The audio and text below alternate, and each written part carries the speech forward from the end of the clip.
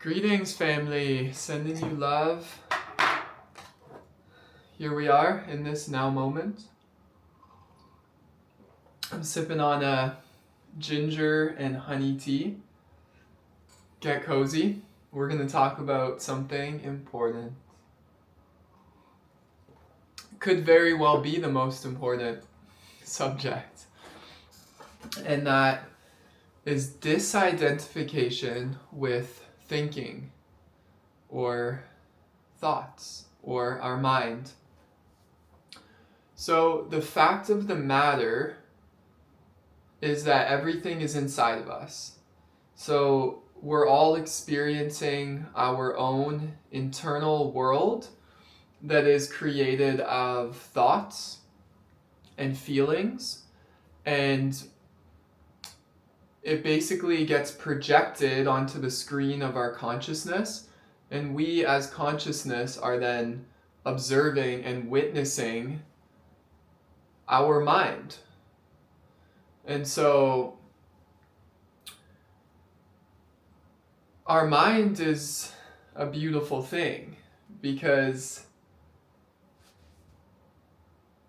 it has so many beautiful functions, and yeah, it's a great thing sometimes. The caveat here is that there's a big flip side to our mind, and we call that the ego mind, or the ego in classic spiritual terms. It can also be called the electromagnetic interference. I like that one. It's called the shadow, the deceiver, Maya. Countless and countless names through countless traditions. Humanity has realized that we have this part of our mind that is very negative, and I experience this thought every day, these bundles of thoughts, and ever since I had an awakening years back, I finally realized that I existed before my mind, and that I am the awareness, I am the consciousness, I am the existent, ever-present self, the true self, the real self, the total self, with the capital S, that is witnessing everything that goes on in my mind. And so when that happened, I realized I had so many crazy, insane thoughts that if I was to hook my mind up to a TV and other people were able to watch the TV with all of the images in my mind, I would immediately be sent to a psychiatric hospital, otherwise known as an insane asylum, because there is a part of our mind that is absolutely insane. Okay, so if you feel that, if you don't, that's perfect. This is my experience, and it has been for a long time. On that note, what is that quote? The beginning of sanity is realizing the insanity. So, as a soul, many beings may not even be aware of how negative their mind is. And so we go about our day in a very programmed, unconscious state. And that's just where the soul is at. So we have this thing called the shadow, the individuation process. And as Carl Jung was talking about a lot, was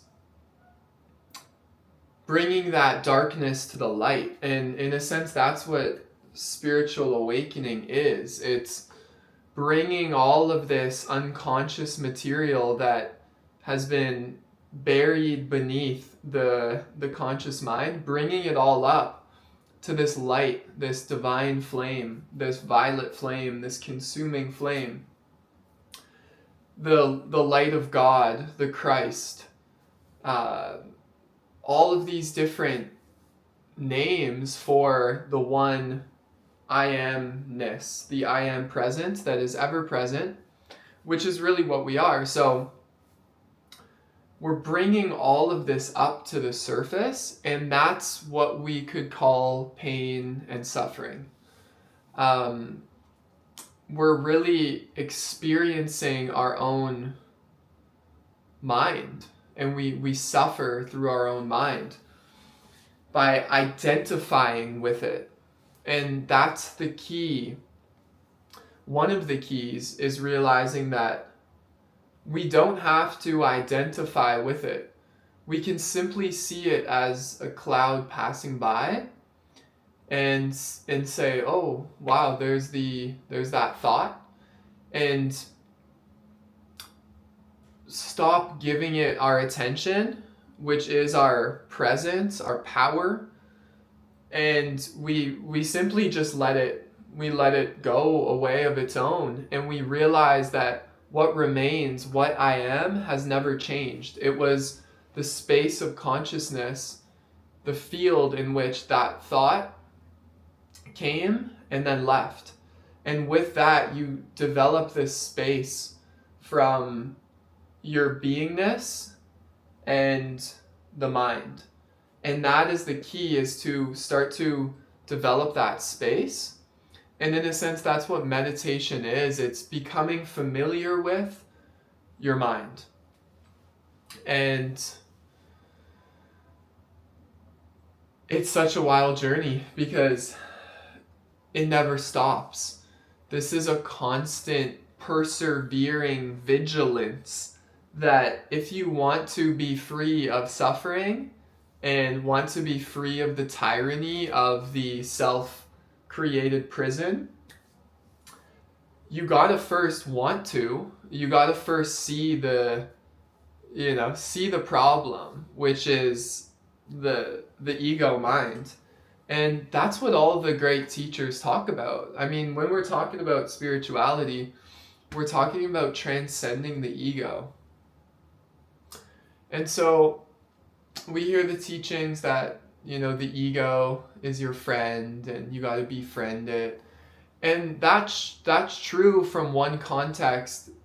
It's true because we are the I am and we are divine love. So simply by noticing that thought, it's an automatic givingness to that shadowy self that is rising, and we're aware of. So simply by being aware of it, we are giving it love. But at the same time,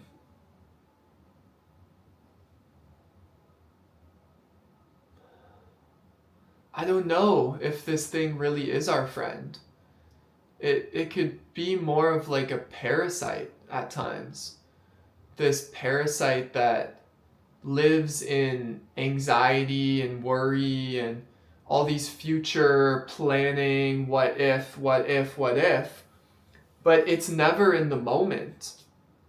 The mind is never in the moment. And then the past, shame and guilt and regret. And that's why we have forgiveness, but we can get obsessed about something that we did in the past. And it's the identification as, the doer of those actions in the past, and then being the doer of, or being the one in control of the future. It's this constant control. And I've been reading such a beautiful book from Brother Aaron Abke. I would highly suggest reading this book. This is called The 3 Beliefs of Ego. And the way Aaron breaks it down is absolutely spectacular. He basically says that there's 3 negative emotions that we feel, which are, so I got it here. It's the 3 root negative emotions of why we suffer. And that's sadness, anger, and fear. And sadness has this feeling of like that dullness, that almost that ache. And we all know what that feels like, which is with apathy and loneliness. And then we have anger, which is related more to like a hot knife, which is jealousy, frustration, rage, irritation, etc., etc. And then there's fear, which is more of like that chilling overwhelmness of life. And that has to do with stress, worry, anxiety, and overwhelm.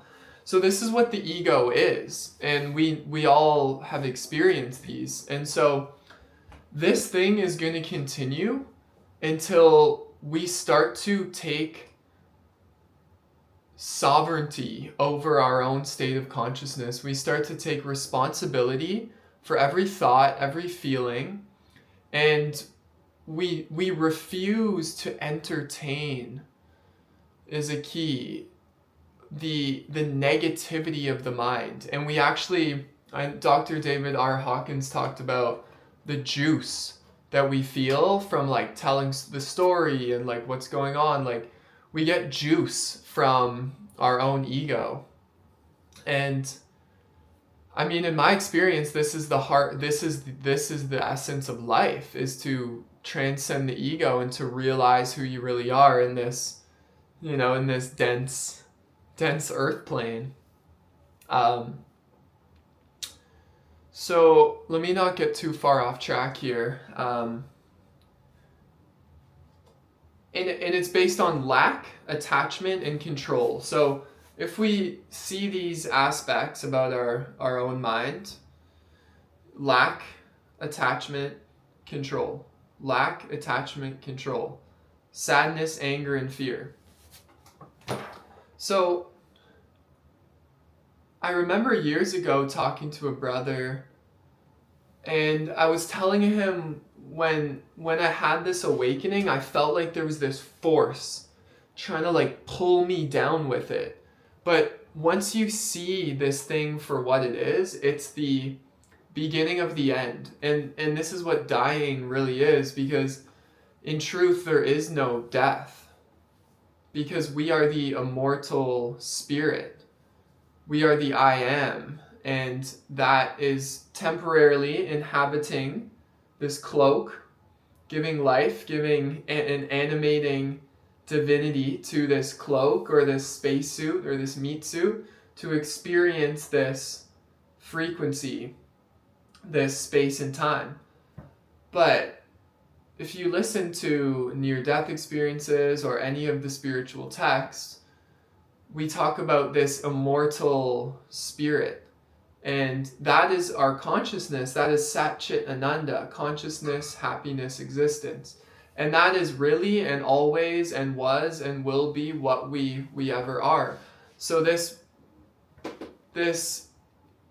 period of life where we realize that we're not our mind, we are the awareness prior, into the time when you actually experience death itself, that is basically what we could call that spiritual awakening process. So how do we do it? Is one of the main things is that we disidentify.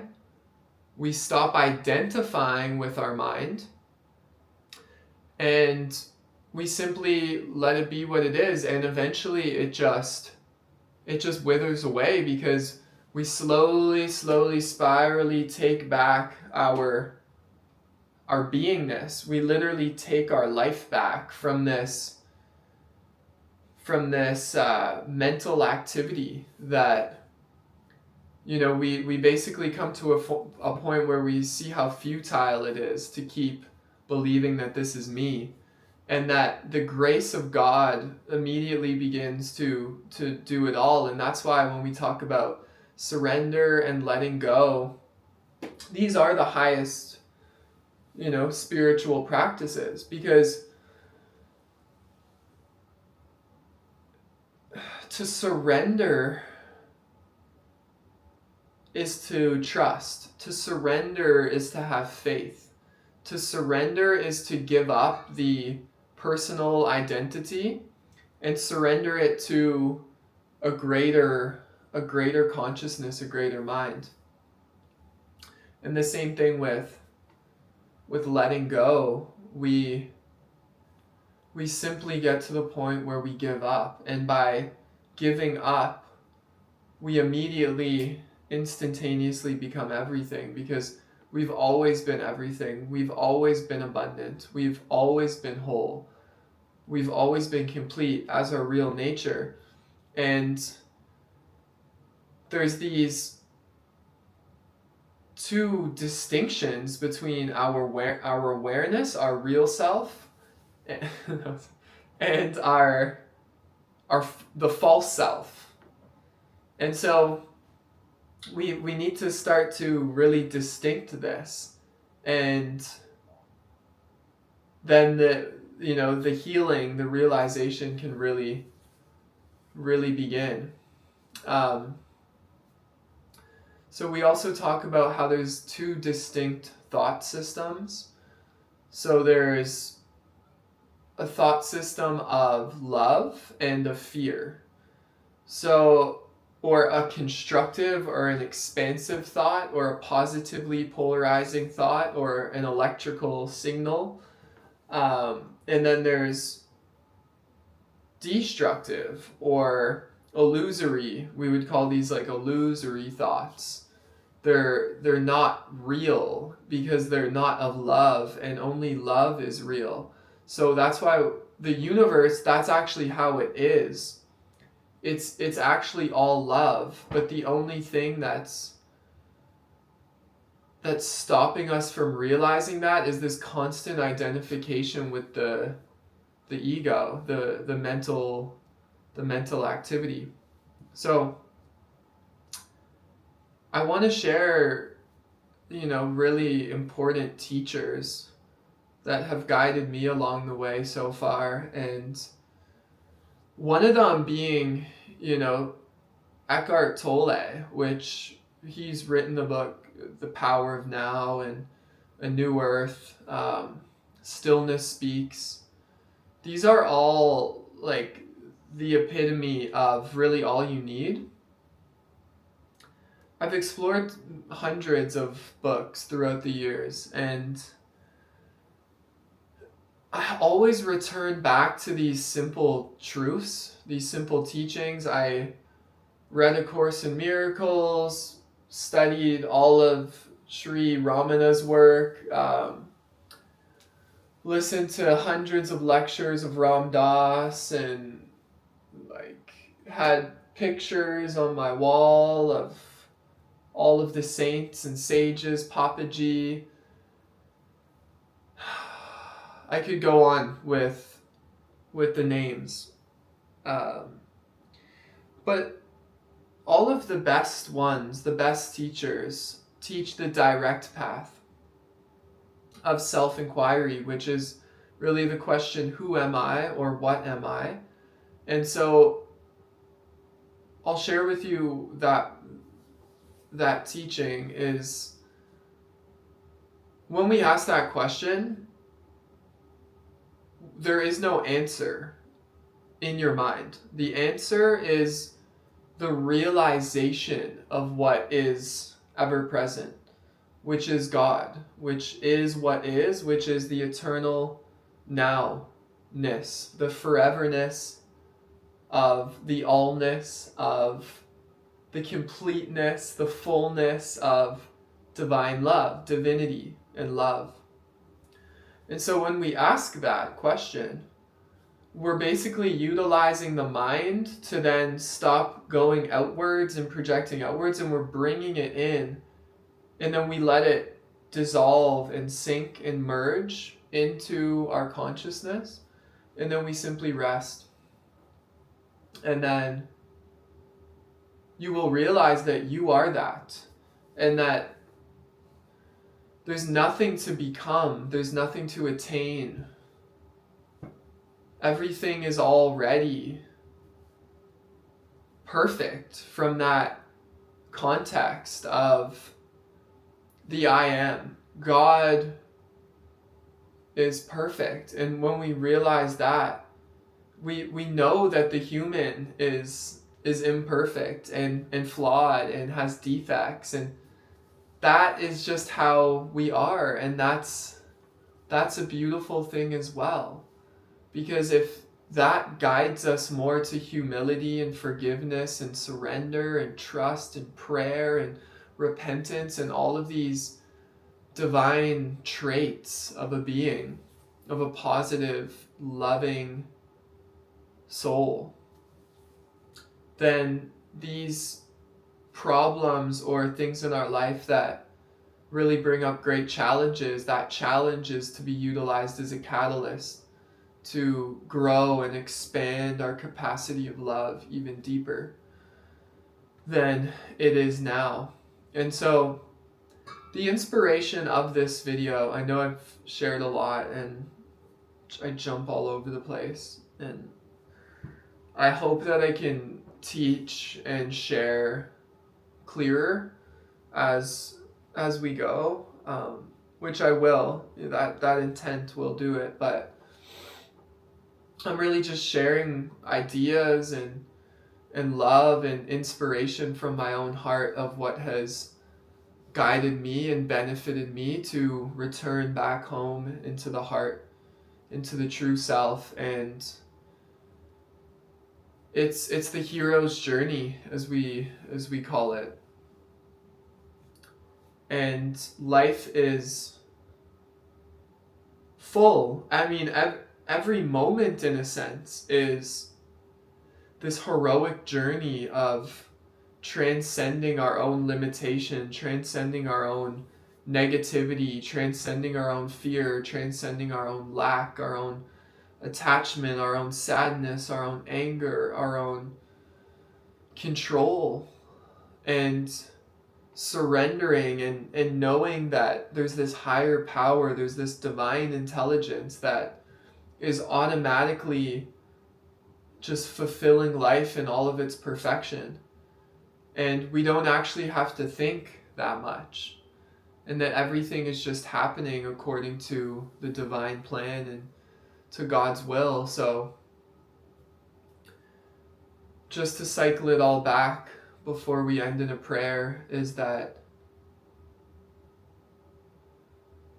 let's just start to practice to really disidentify from all that's going on in our mind and the emotions that it's creating and the feelings that it's creating, and just take a full step back and just find that space, find that being in yourself that knows this truth, and connect with that and surrender deeper into this. And we slowly and surely start to pull our attention, our energy, our I amness all the way back from the mind. And then we abide. And that abidance is the enlightened state. It is the light of God, the light of awareness. And that's what all the religions point at. That's what all the spiritual traditions point at. It's all the same.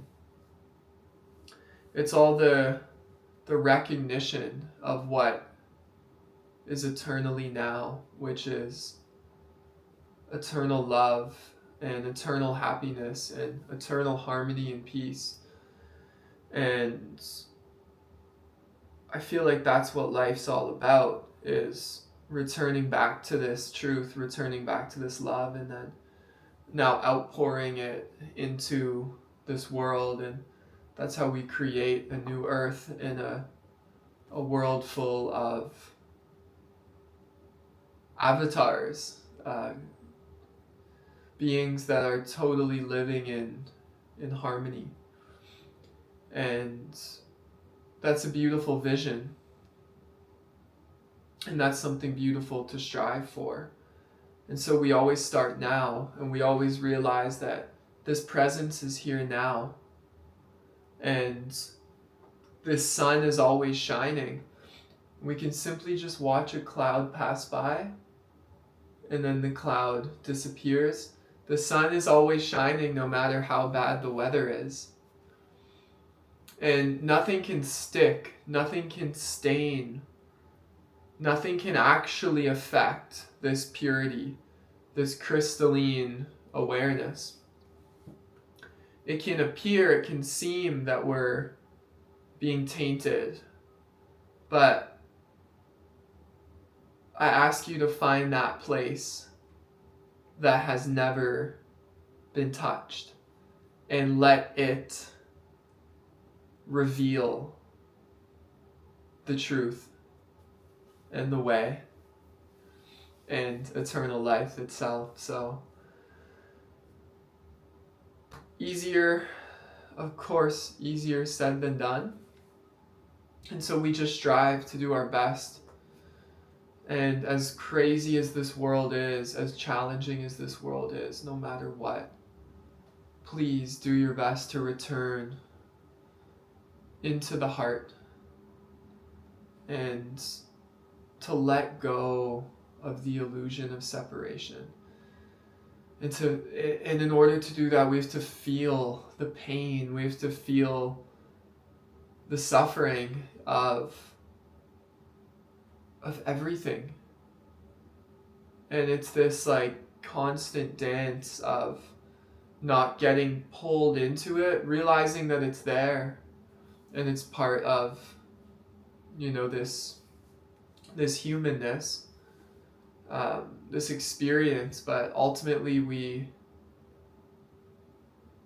we all want to find that happiness in ourselves, and that is just waiting for us to surrender to it.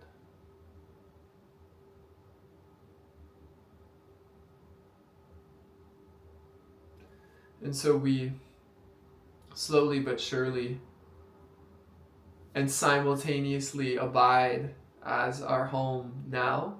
And then now we just kind of watch the dissolving unfold, and that's just now going on by itself.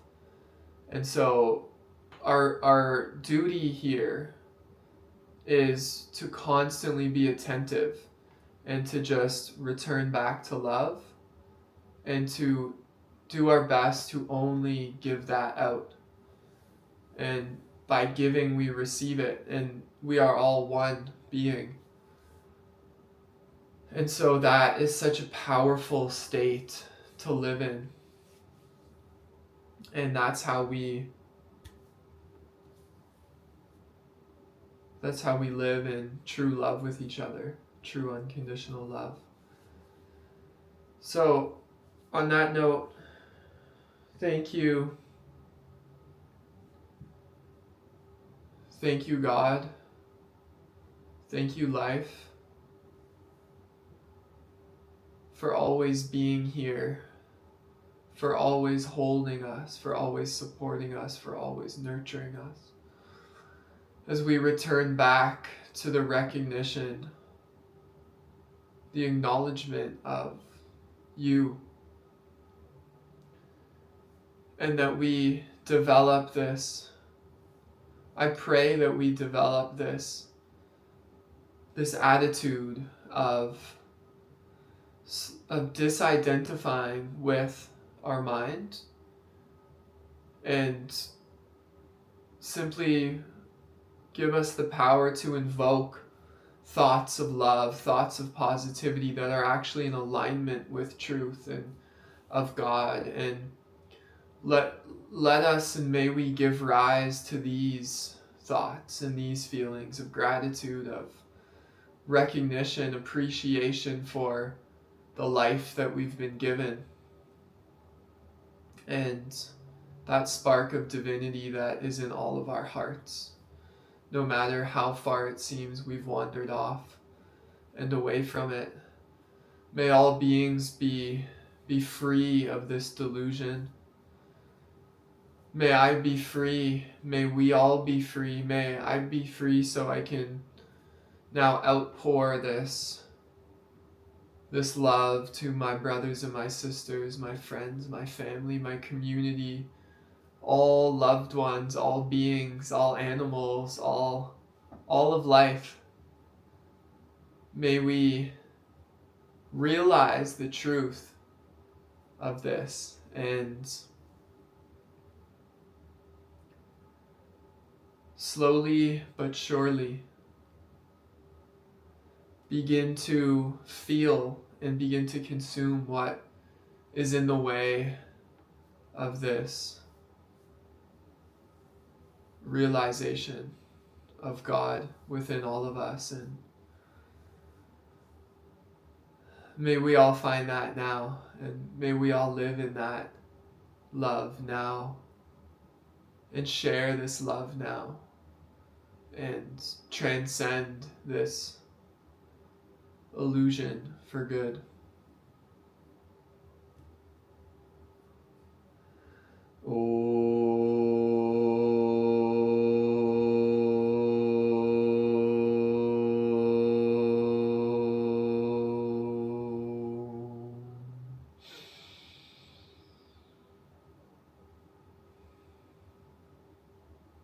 Be as we are.